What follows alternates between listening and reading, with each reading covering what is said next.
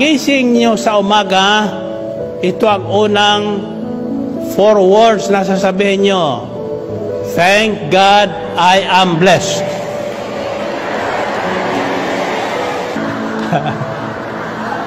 Sabi sa Biblia, open your mouth and God will fill it up.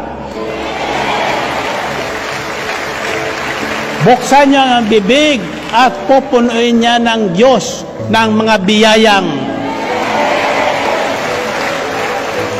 Kapag ang ating bibig ay puno ng biyaya, ang mamumutawi sa ating bibig ay puro word of faith. Pag sinabi natin, darating.